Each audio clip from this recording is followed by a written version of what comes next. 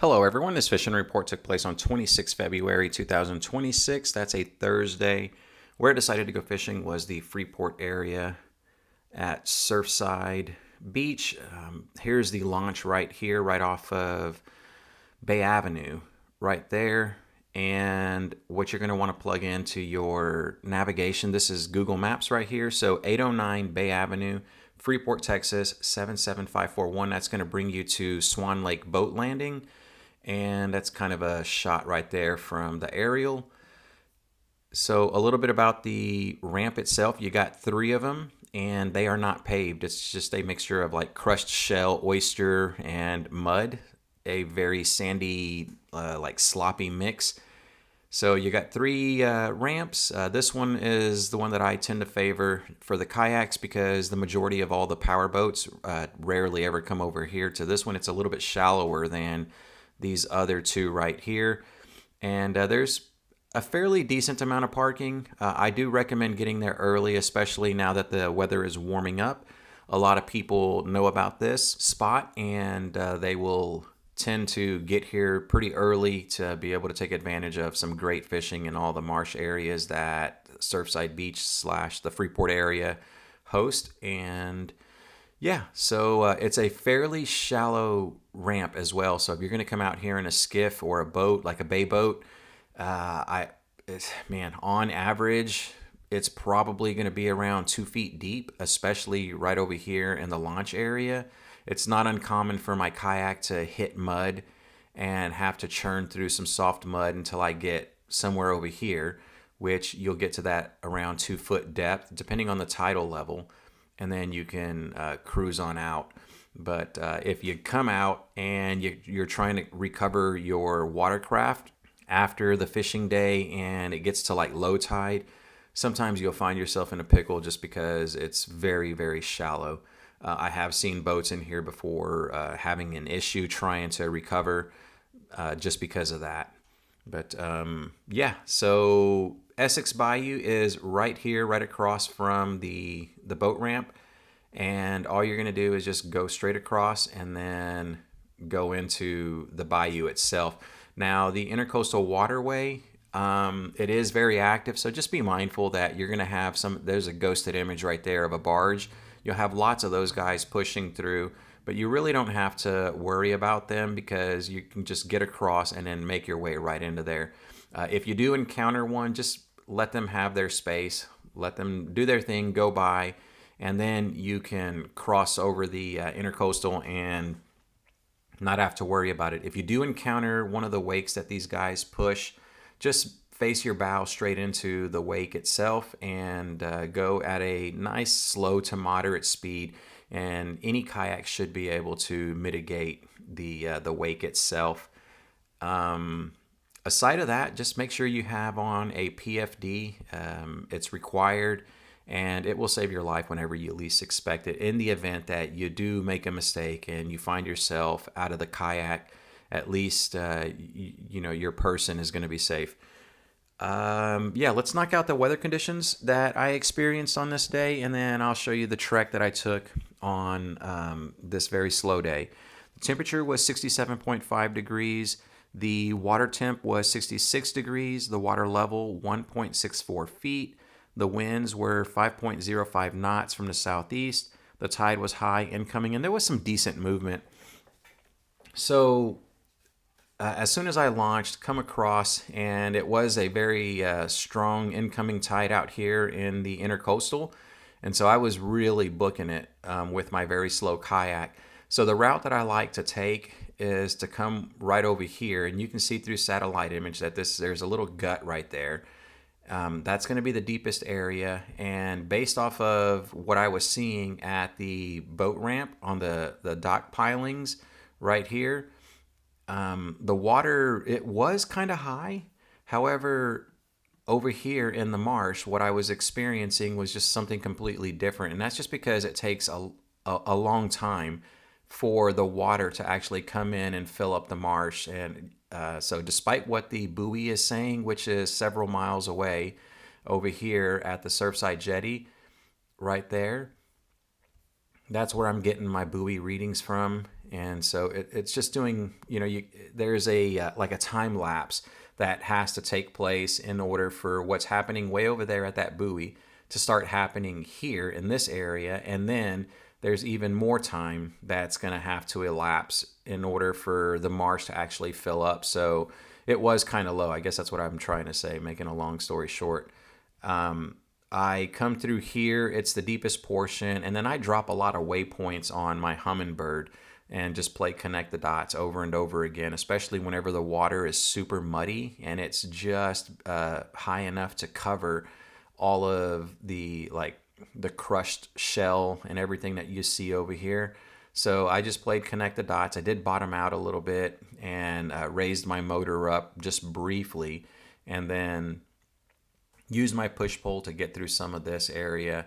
But with the incoming tide, it was just like being in a whitewater rafting situation. Not as brutal, but it helped to usher me along. And dropped the motor right back down, and then was able to get inside the mouth of the marsh system fairly easy. So as I'm coming through, I'm taking a look at everything and just trying to identify bait sources and things that are happening around the oyster.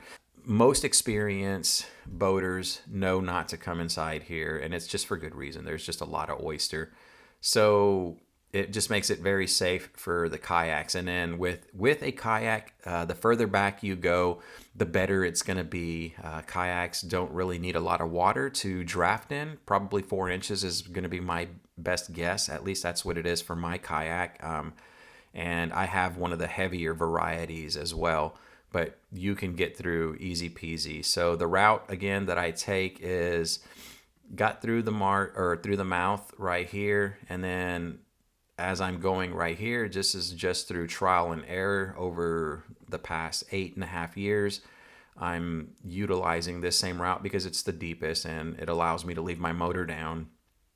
I'm coming through here. I'm now noticing that there's a lot of fiddler crabs all along the grass line, and there's a lot of mullet. I kept bumping them left and right, and it was throughout the entire bayou all the way back towards the intersection. And yeah, so that's like 2 miles in roughly. Tons of swimming style bait. And then I did see not a lot, but there were some 1/2 inch sized shrimp that would be jumping whenever the mullet would spook them. But aside of that, as I made my way through, I didn't fish the oyster much. I made a few casts just to cover my bases, and yeah, nothing. I just kept bumping bait fish after bait fish. So here I go running through here. Once I get to this area before this little pocket, this is where I cross because it's the deepest. Make my way through there, and then here I go through all the deep area, and then a very sharp turn going into this area right there. And mind you, the cursor is my kayak. This is the route that I'm taking. Didn't really cast much at all. Just trying to hurry up and make my way to the shallow areas, which was very shallow, and it was a lot of push pulling that I had to do in order to move around and make it towards that intersection. And right through here, this is the last bit of oyster. You'll feel it. My motor did kind of bottom out and was like chopping some of that stuff up.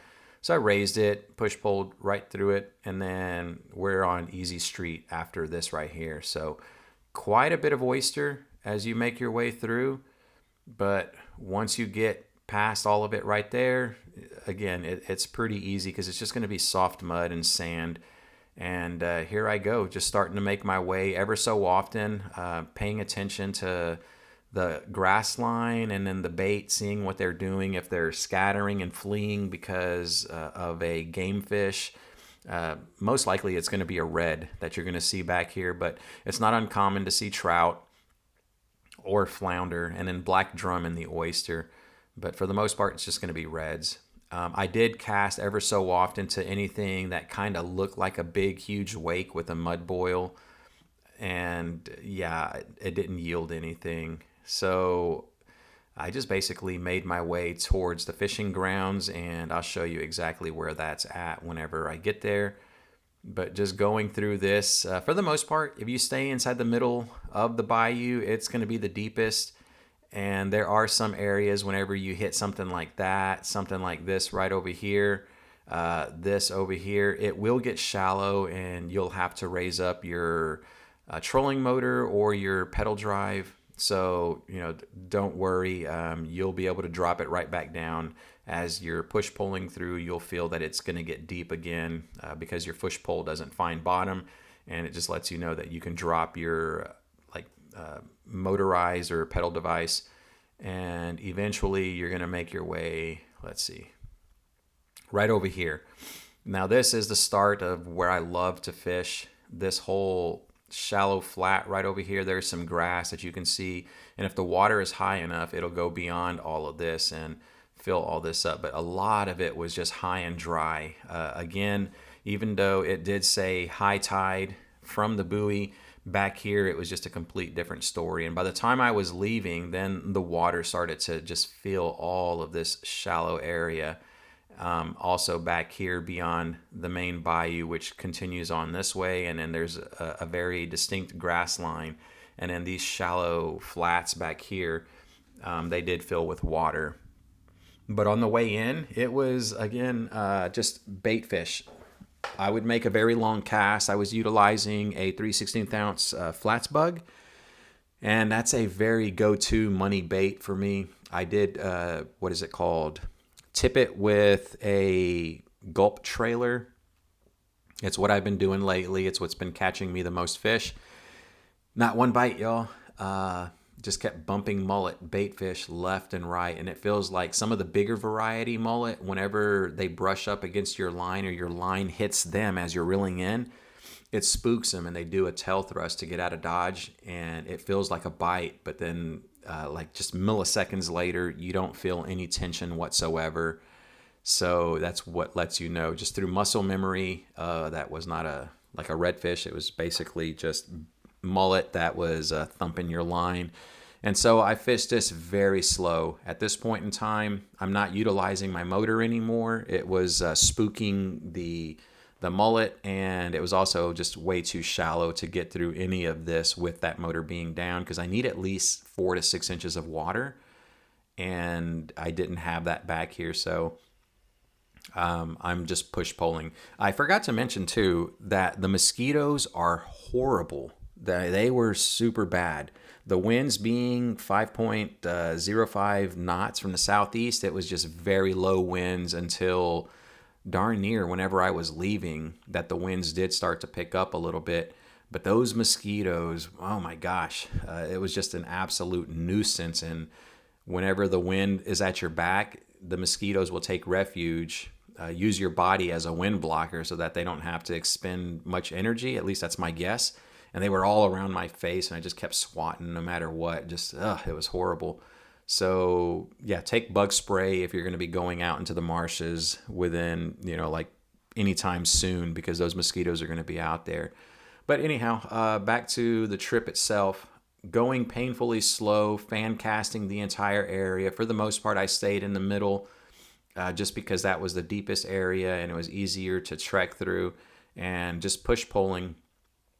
I would do a couple of strokes to the left and right of the kayak, just enough to get me going. And then here I am fan casting. So if you're not familiar with the technique, it's fairly simple. It sounds exactly like what it looks like. I'll cast over here, retrieve, cast over here, retrieve, cast, retrieve, and just cover the extent of the bayou. Very, very fast. It's just swimming that flats bug and just trying to cover every bit of water, and then move a little bit further and then just repeat basically. And again, nothing bit. So here I am going through the horseshoe. Some of you asked what is the horseshoe? This is what I call the horseshoe right here. And it's usually a really great area to fish all of this. From this area, just take your time, to this area, super shallow, very thin waters that is revealing whenever the redfish are there, whenever they're doing their thing and feeding aggressively. you can see the bait spook, and then you can see sometimes along the grass line the redfish tails or their dorsal fin. So just a really good area, but that wasn't the case on this particular day, just zero bites. So what I did was push through right here. There is a deep spot, and I got it dropped with some pins on my Humminbird. And that thing comes in handy for not actually trying to see fish on the screen because it's just way too shallow. I use it more so for all the pins that I drop that just let me know, hey, this is the deep area, or this is where you've caught a lot of fish. And so that's what my fish finder is used for. But come through here and made my way through. This landmark is still there. It's like from the oil industry. It's some type of pipe device or whatever the case may be. That's the only way that you know you're right here at the horseshoe. You can just physically see that right there. But come through and still doing that same technique, y'all. Fan casting. The extent of the bayou is very, like a very slow and boring first portion of the trip. I launched at around 11 a.m. in the morning, where it was like 10:30-ish, and then I got into the marsh and started fishing around 11-ish, and nothing until around 2:50 something p.m., 2:30, 2:50, somewhere around there. This is where I was telling y'all, in order to get to the intersection, I just had to push pull, and when I got over here, I was able to drop the motor.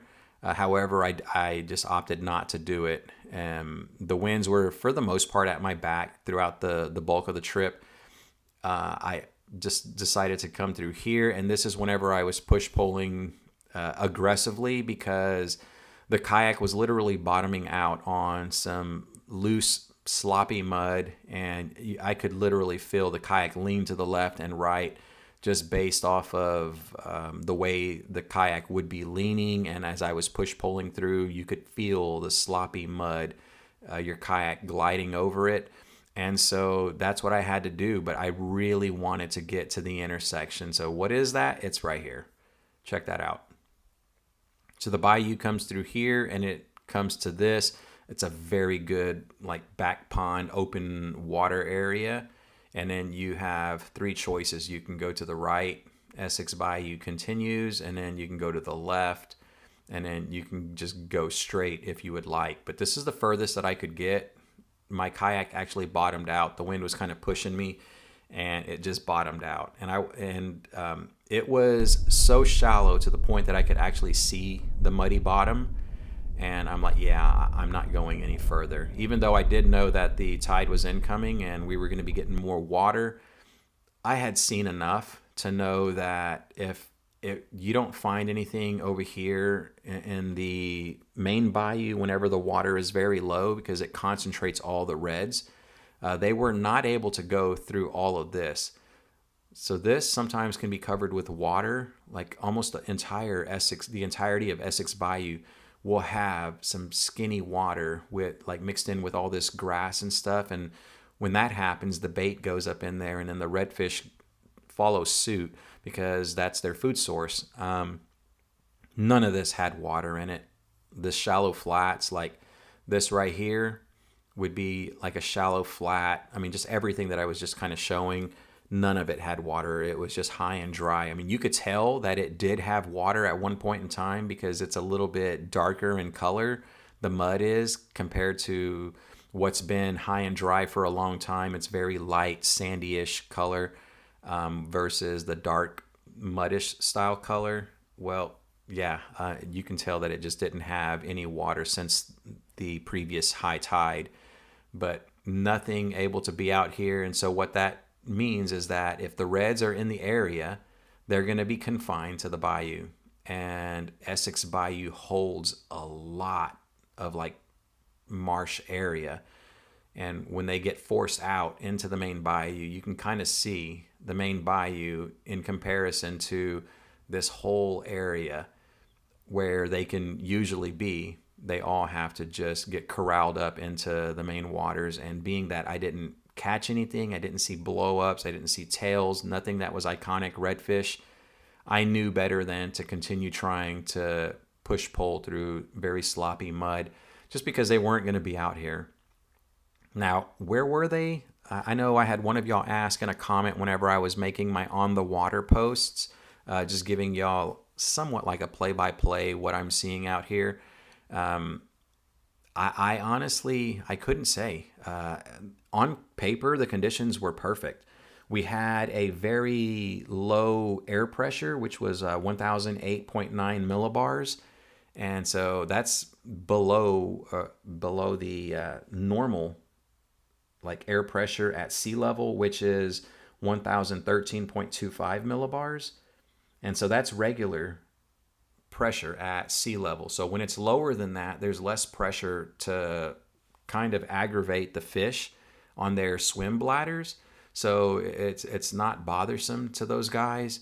And we had great air pressure. We had low winds, plenty of bait in the water, but those guys just, they weren't anywhere to be found. And I'm just clueless. I'd lie if I tried to give you a reason on why they weren't in here and where they were at. Probably inside the intercoastal is my guess. But those guys just, they were not out here. So I turned around and then just did everything in reverse. Fan casting, doing my absolute best to hopefully see something that looks like a redfish, and it did not happen. Coming through this bayou, the water was now deep enough for me to run my motor at a very slow speed, but what I was learning was that it was spooking a lot of the bait that was around me, and they would fan out, like rush away from the kayak. Here's the kayak, and then here's all the bait. I would spook these guys, they would run away from me, and then in turn start spooking all the other bait. So there we go, just starting to push pole again. And it wasn't until I got over here, at this point in time, I swapped things out, being that there was a lot of bait style fish. I went with the 4-inch paddle tail black plastic with some red flakes and like glitter and a chartreuse tail. It's a 4-incher, and I was using a 3/8 ounce jig head, fairly big, just to make a very long cast and cover as much water as I possibly could. Wanted to use the paddle tail to give a more like pronounced side to side wobble. So if there was anything in the area, they would be able to fill it with their lateral line, which the small tiny little flats bug, even though I'm using like a little curl tail and everything else, I obviously didn't get hit. So I'm just like, yeah, let's try something different, because I mean, I would be insane to continue going with the same lure and achieve the same result if anyhow, I went with a paddle tail. And whenever I finally pushed through this right over here, I'm fan casting the entire area. I had seen what looked like a blow up off in the distance, and I'm like, that's got to be a redfish. And so with the fan casting, eventually we just got thumped, and it was a very strong one too. Ended up being my 25-inch redfish, and being that my daughter was coming over and the family wanted fish tacos, and a lot of y'all were very boisterous at the fishing show, had mentioned, when are you going to do the catch and cook? I just didn't realize how many people wanted to see a catch and cook. And I was like, well, it's for no reason, no particular reason that I stopped doing them.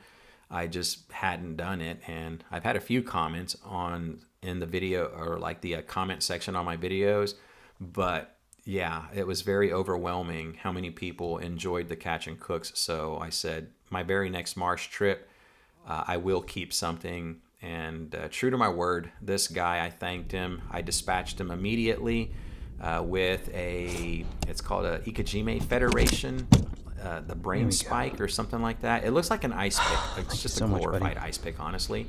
It costs a lot of money, but it's perfect. It doesn't rust or anything like that, and it's got a pretty decent grip on it. So I spiked him in the brain, and that puts him out instantly.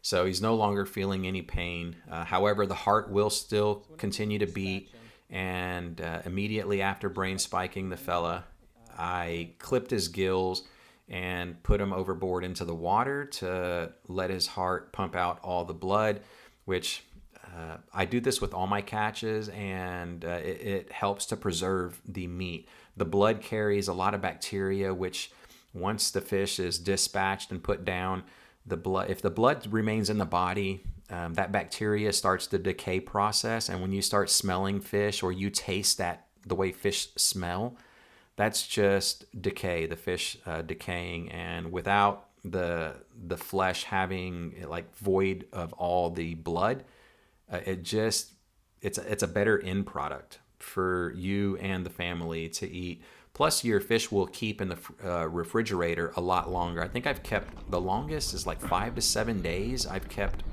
some fish in the fridge inside our glass Tupperwares, and whenever you open it, it just smells fresh. There's no fishiness or anything like that. The flesh is very firm, and so that's what helps to preserve the fish. It's just right from the get-go. I dispatch them, I bleed them out, I remove their innards out here, and I leave the body completely intact. You don't want to remove the tail or the head or fillet it, because that's a big no-no. If a game warden stops you, they want to see the fish in its entirety, like not completely mutilated. So all I do is make a slit and then just remove the innards, but the fish, for the most part, is completely intact. They can measure it out on a measuring device. And so that's what I did. I got lucky with the one catch. I had swore up and down to myself that I had seen another blow up right over here, and continuing with the same lure, I didn't catch anything. I just painstakingly fan casted the entirety of this area. At this point in time, the mosquitoes were getting so bad that once I got out of this area, I just said, that's it. I'm going to start picking up the pace. It was now a little after 3 p.m. And I just knew that it wasn't going to happen. My next thought was that maybe with the golden hours of the day at sundown, because you have 2 golden hours of the day is what I call it. Early in the morning, whenever the sun is rising, for some reason, you're going to catch a lot of fish. That's just a prime time for fishing. And then right as the sun is going over the horizon and starting to set, that's the other golden hour of the day. And I'm like, at the Oyster, in the past, I've had phenomenal days where the whole day is just a ghost town, and then it completely turns around within a 30-minute time span. And I'm thinking, at the Oyster, those fish are going to be there at the golden hour, feeding aggressively again, with all that bait against the oyster. But yeah, it didn't happen. So I'm making my way through fairly fast, maybe 1.5 to 2 miles an hour, and trying to cast the paddle tail and retrieve it as fast as I possibly can, seeing if we get hit again. And I did, but it was 2 small little dink reds or rat reds. Grateful to feel the thump, because I would rather catch them than nothing at all. But that was it. 3 total fish that I was able to catch, and all the catches came off of the paddle tail. I get to the Oyster right over here, and the only thing biting were the mosquitoes. So just ended up being a very slow day, but at least I was blessed to go home with 1 fish, and it was a big one too. So fed the entire family. It was just me, my wife, and my daughter. But we ate really good with fish tacos that night, and that was pretty much it. Recovered the kayak after a decent day of fishing. It's always a good day whenever you can catch something, but hopefully if y'all use all this information to your benefit, I would carry some paddle tails. That's all the bait that I was seeing. The shrimp are not out there. It's not like a full-on hatch whenever you see shrimp everywhere, but carry shrimp just in case. And that's what I'm going to leave y'all with. All right. I'll see y'all on the next one. Tight lines, everyone.